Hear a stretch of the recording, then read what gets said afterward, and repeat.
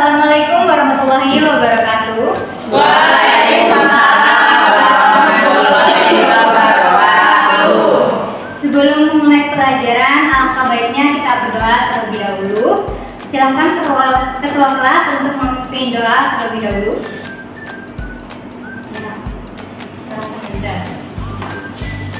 Sebelum mulai pelajaran hari ini, mari kita berdoa sesuai dengan masing-masing. Berdoa mulai. Berdoa selesai. Terima kasih Bunda. Bagaimana kabarnya anak-anak? Baik, Ibu. Sehat? Sehat. Oke, kalau begitu Ibu absen terlebih dahulu ya. Ya. Siapa dari teman-teman kalian yang tidak hadir hari ini? Ada. Siapa? Kenapa tidak hadir? Sakit aja, Bu. Oh, ada lagi? Hanya Uut saja yang tidak hadir? Uut saja. Iya. Iya, Bu. Baik. Bentar. Nah, ini kan masih pagi. Semuanya sudah siap untuk belajar? Belum. Apa? Breaking dulu, Bu. Waduh. Kalau begitu kita pemanasan terlebih dahulu ya. Anak-anak semua tahu lagu Kalau Kau Suka Hati Tepuk Tangan? Tahu semuanya ya? Ya. Nah, kalau begitu kita pemanasan terlebih dahulu ya. Iya, Bu. Nah, ini bangku depan kan ada yang kosong ya. Nah, yang belakang ayo maju diisi bangku yang kosongnya. Ayo.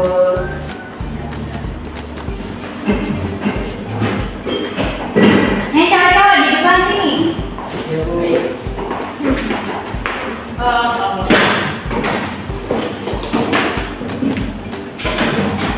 Nah, ayo semuanya berdiri. Kita pemanasan. Kita nyanyi bareng-bareng dulu. Baik, Ibu mulai dari dalam hitungan ketiga. 1, 2, 3. Kalau kau suka hati tepuk tangan. Kalau kau suka hati tepuk tangan. Kalau kau suka hati mari kita lakukan. Kalau kau suka hati tepuk tangan. Kalau kau suka hati Bilang hore. hore. Kalau kau suka hati bilang hore. Hore. Kalau kau suka hati mari kita lakukan. Kalau kau suka hati bilang hore. Hore. Yeay. Nah, sudah semangat semua untuk belajar? Sudah. Nah, kalau gitu duduk. Oke. Oke, kembali kepada pembelajaran hari ini. Ada yang tahu kita akan belajar tentang apa? Cerita fantasi. Ya, betul Wilda. Kita akan belajar tentang teks cerita fantasi.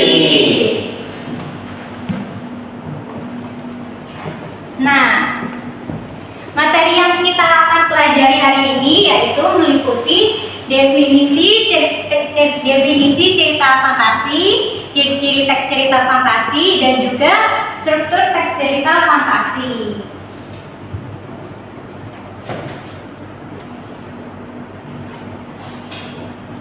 Nah, untuk tujuan pembelajarannya, yang pertama, peserta didik dapat memahami definisi, ciri-ciri, dan struktur teks cerita fantasi.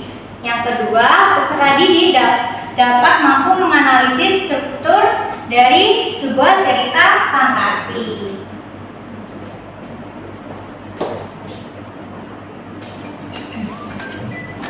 Ada yang tahu ini gambar apa? Doraemon. Ya, betul, itu gambar Doraemon. Ada yang suka nonton Doraemon di TV? Saya. Wah, suka nonton semuanya ya. Berarti udah tahu ya cerita tentang Doraemon ini. Hal menarik apa sih yang kalian sukai dari kartun Doraemon ini? Punya pintu ajaib. Ya, lagi terus yang paling ada? Punya kantong ajaib sama berbagai batu. Ya, ada lagi.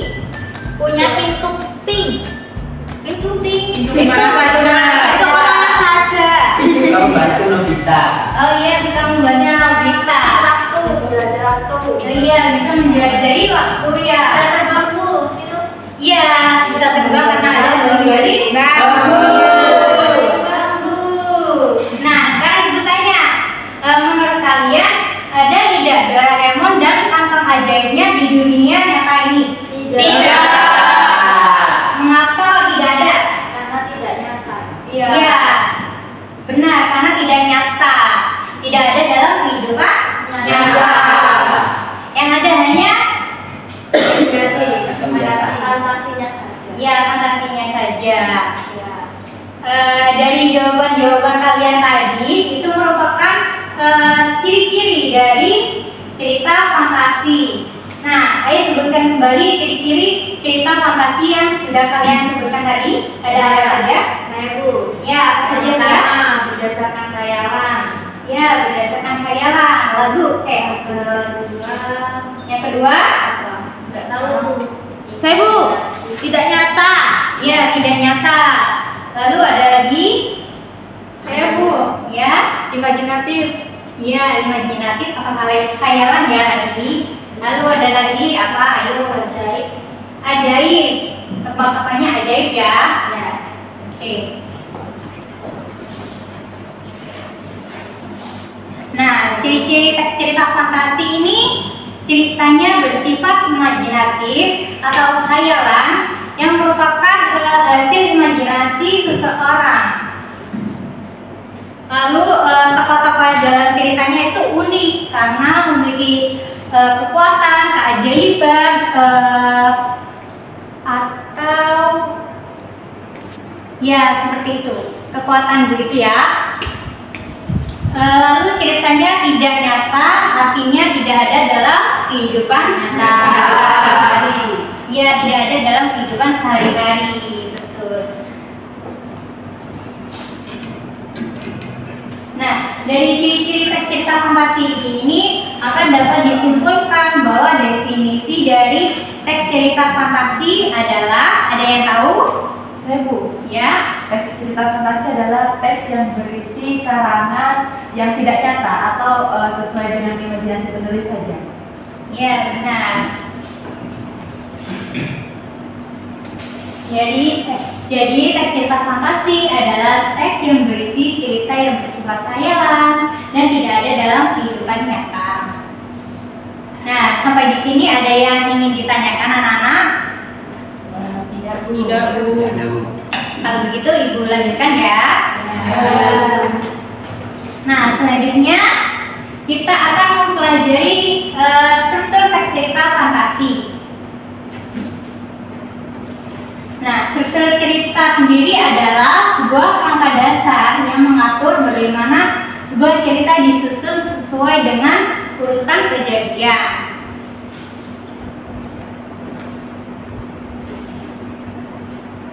Nah, struktur teks cerita fantasi ini ada 4 bagian. Yang pertama orientasi, komplikasi, resolusi, dan koda.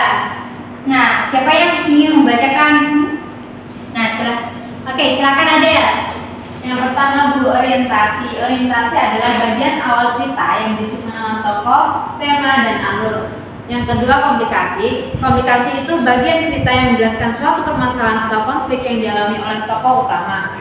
Yang ketiga itu resolusi, yaitu bagian cerita yang berisi penyelesaian dari permasalahan atau konflik yang ada. Yang terakhir ada koda, yaitu bagian akhir cerita yang berisikan amanat atau pesan moral. Sudah Bu? Baik, terima kasih Adel. Sama-sama. Jadi, struktur teks cerita fantasi ini harus berurutan ya, mulai dari orientasi yang pertama, yang kedua komplikasi, yang ketiga resolusi, dan yang terakhir koda. Nah, untuk koda sendiri ini boleh ada, boleh tidak dalam sebuah cerita fantasi. Nah, kalau tidak ada, maka kita sebagai pembaca maka harus dapat menyimpulkan sendiri apa pesan moral yang ada pada sebuah cerita fantasi. Nah, sampai di sini ada yang ingin ditanyakan anak-anak? Nah, kalau tidak ada, di sini Ibu akan menampilkan contoh bagaimana menganalisis struktur cerita struktur dari sebuah cerita fantasi. Nah, ada yang ingin membacakan cerita di sini? Ya, Baik, silakan Yuda. judulnya Ciko dan Batu Ajaib. Di sebuah desa terpencil yang dikelilingi oleh hutan lebat, hiduplah seekor kancil cerdik bernama Ciko. Suatu hari saat bermain petak umpet, Ciko menemukan sebuah batu berwarna-warni di tepi sungai. Batu itu nampak berkilau dan mengeluarkan hawa hangat. Harap tenang. Kenapa kok ketawa? Bisa dilanjutkan? Penasaran, Ciko mencoba menyentuhnya. Tiba-tiba batu itu menyala terang. Bu, diganti biar saja Bu yang membaca. Ayo Ya, Tia. saya melanjutkan Bu. Paragraf yang kedua adalah tiba-tiba batu itu menyala terang dan mengirimkan Ciko ke dunia lain yang penuh dengan tanaman raksasa dan hewan-hewan ajaib. Ciko terkejut dan bingung, tetapi ia juga merasa tertantang untuk menjelajahi dunia baru ini. Ia bertemu dengan kejutan yang memberitahunya bahwa batu itu adalah kunci untuk membuka gerbang antar dunia. Ciko akhirnya menyadari bahwa ia harus menemukan cara untuk kembali ke dunianya sendiri. Dengan bantuan perihutan dan hewan-hewan ajaib, Ciko berhasil menguasai kekuatan batu itu dan membuka gerbang kembali. Dia berjanji akan menjaga batu itu untuk tidak menyalahgunakannya. Kembali ke desa asalnya, Ciko tidak pernah lupa tentang petualangan yang luar biasa. Sudah? Baik, terima kasih Tia. Terima kasih Yuda. Nah, dari cerita di sini ada yang tahu bagian orientasi terletak pada bagian mana? Ya, paragraf pertama. Kenapa Lukman? Kok bisa ada di paragraf pertama? Karena bagian dari pembuka. Ya, pembuka. Di bagian pembuka ada apa saja? Ada pengenalan tokoh. Ya, ada pengenalan tokoh. Suasana. Pengenalan suasana. Ya, pengenalan suasana atau latar ya. Lalu ada lagi?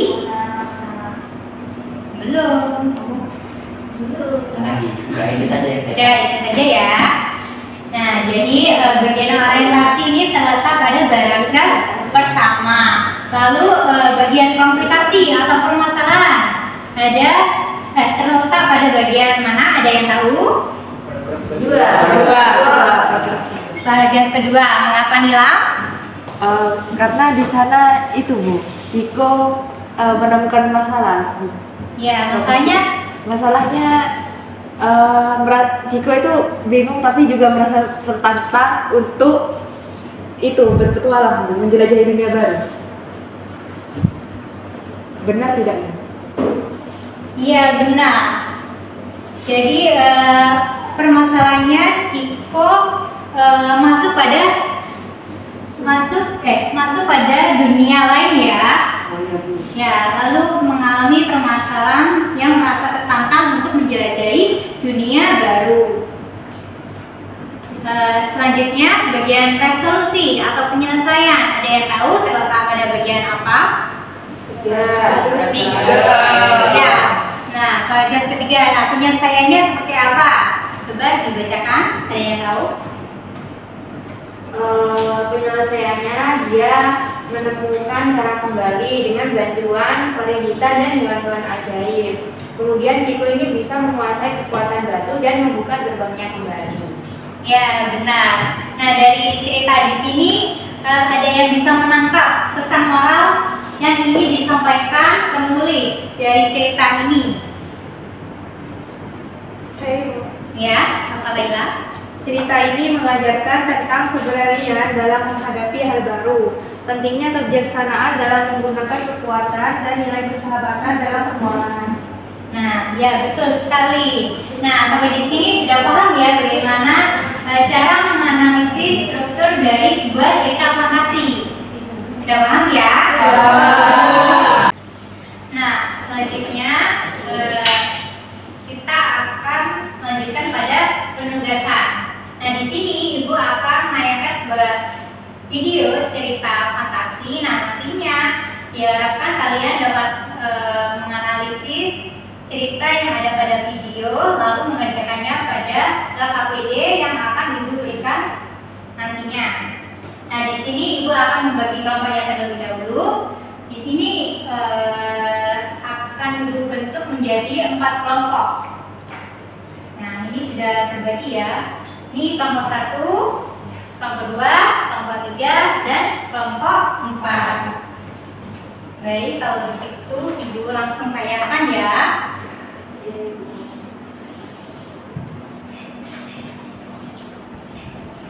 Gadis berjubah merah.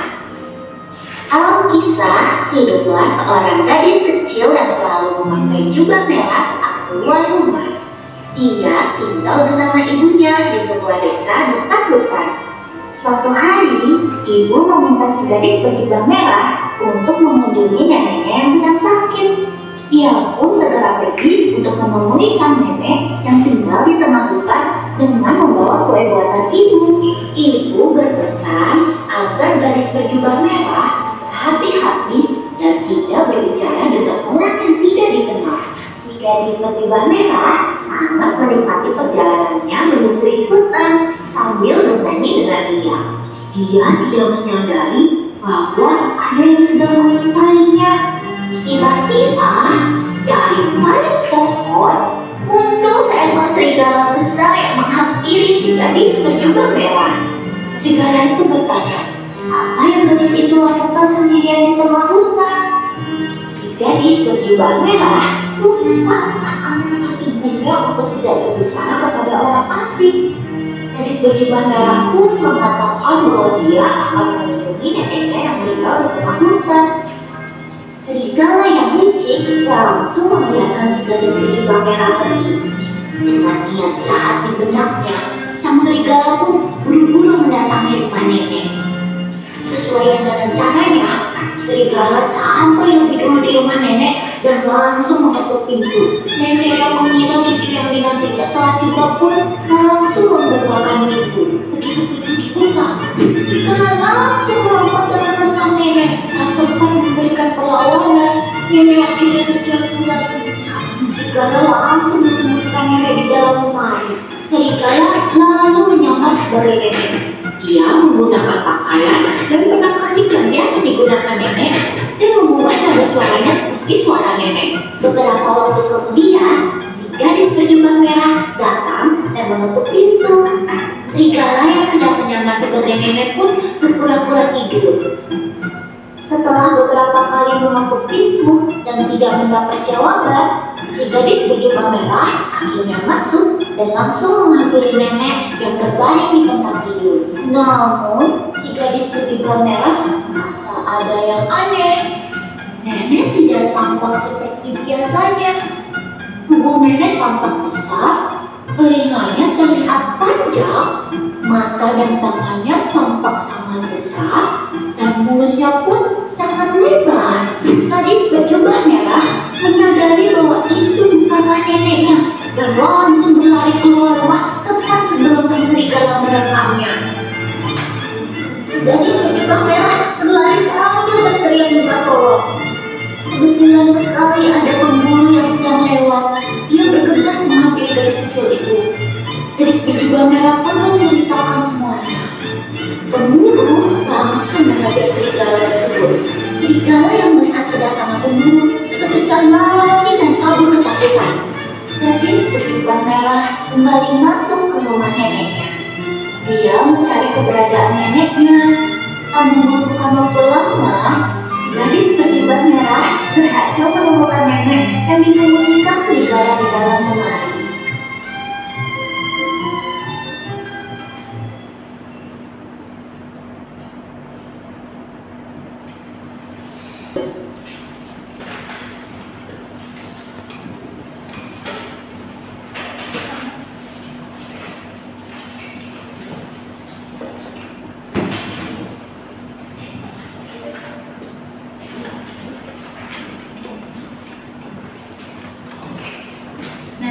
Kalian bisa mulai mengerjakan tugas kerja yang ada di tugas kalian ya.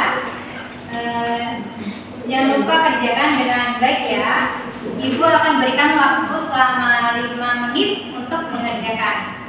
Bagaimana? Cukup? Cukup. Baik, segera dikerjakan.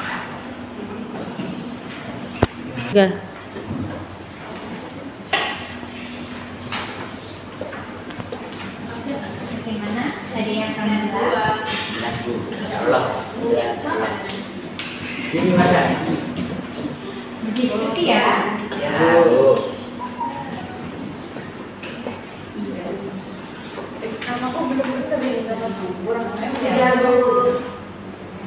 Lihat aktiviti lagi ya kalau sudah.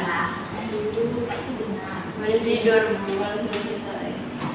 Jangan dulu, nanti kan ada istirahat. Oh iya. Bu boleh makan jajan. Boleh tapi jangan berisik. Dia nanggur deh. Ada yang dibingungkan? Ibu. Sejauh ini belum ada.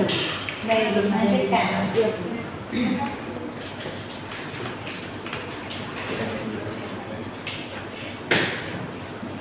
yang dibingungkan?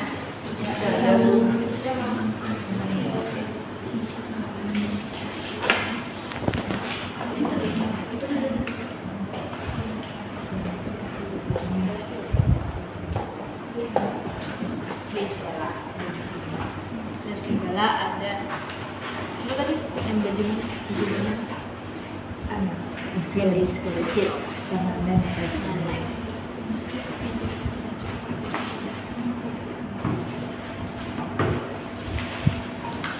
Bagaimana anak-anak? Sudah selesai? Sudah. Nah, kalau begitu, Ibu sampaikan terlebih dahulu ya teknis penyampaian hasil analisisnya. Nah, di sini kan ada 4 kelompok dan strukturnya ada 4 bagian. Nah, kalau begitu Ibu bagi saja kelompok 1 menyampaikan hasil analisis bagian orientasi ya. Lalu kelompok 2 bagian komunikasi, kelompok 3 bagian resolusi, dan yang terakhir kelompok 4 bagian kode. Nah, cara penyampaiannya cukup 1 anggota kelompok saja yang menyampaikan dengan berdiri di tempat duduknya masing-masing dan menghadap ke teman-temannya. Bagaimana? Sudah paham? Sudah. Paham, Bu. Baik, kalau begitu bisa dimulai ya dari kelompok 1, silakan. Kelompok 1. Kelompok 1 ini ya. Tadi kita itu orientasi. Oke, baik. Berdiri, Lukman. Orientasi. Menghadap ke teman-temannya. Baik, kelompok 1 akan menjelaskan tentang orientasi atau pengenalan kereta. Terdapat 5 tokoh, yaitu gadis berjubah merah, ibu, serigala, nenek, dan pemburu. Tempatnya berada di desa.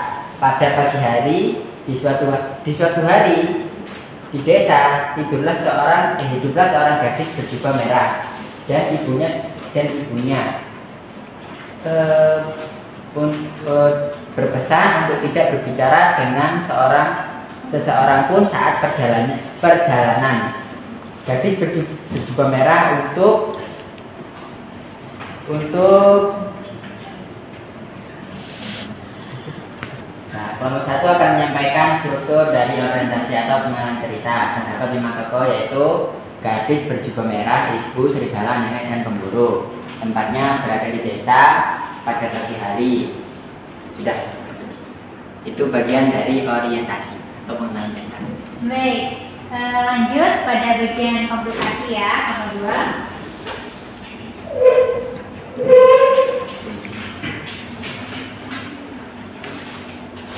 Jadi kelompok 2 bagian komunikasi ya Bu ya. Ya. Jadi permasalahan dimulai saat si gadis berjubah merah tidak menaati pesan dari ibunya untuk tidak berbicara kepada orang yang tidak dikenal, yaitu si serigala.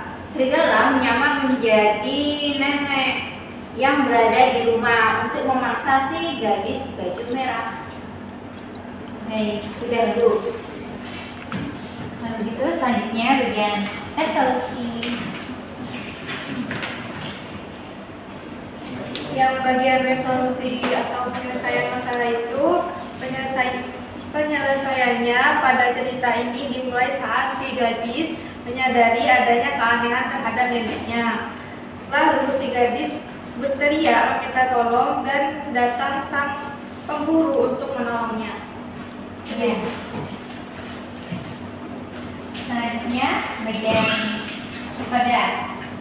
Baik, saya dari kelompok 4 akan membacakan koda atau amanat pesan moral yang terdapat dari cerita tadi, yaitu pesan moral yang dapat kita ambil dari cerita si gadis berjubah merah adalah kita sebagai anak haruslah berbakti kepada orang tua dan jangan sekali menghiraukan nasihat yang diberikan kepada kita. Ya, Bu. Ya, baik. Pengerjaan kalian sejauh ini sudah baik dan sudah menggambarkan setiap karakteristik bagian struktur cerita fantasi. Nah, mungkin untuk ketua kelompoknya bisa mengumpulkan lembar kerjanya kepada Ibu.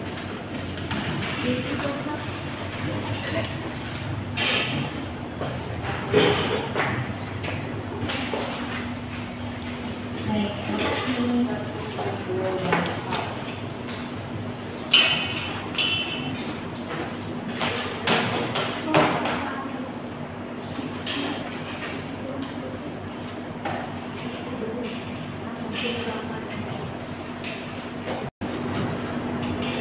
Baik anak-anak, sampai di sini pembelajaran yang kita lakukan pada hari ini. Adakah hal-hal yang belum kalian pahami tentang teks cerita fantasi?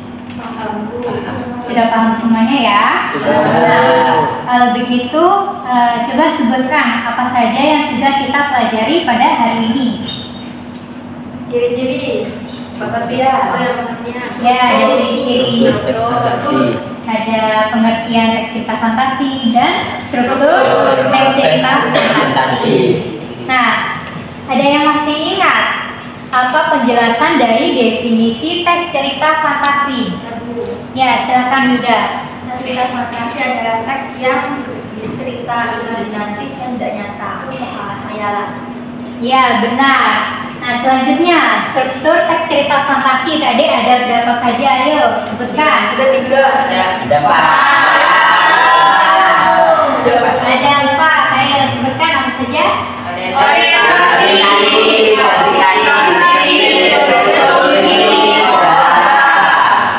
Nah, baik, kita sudah paham semuanya.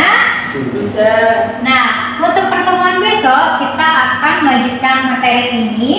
Nah, khususnya pada unsur-unsur teks cerita fantasi. Nah, kalau begitu Ibu cukupkan ya.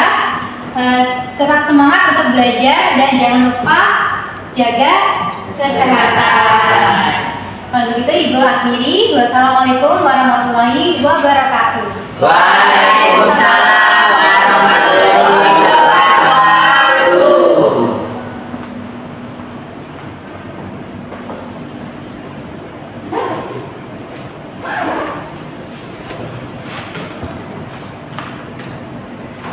Sampai jumpa.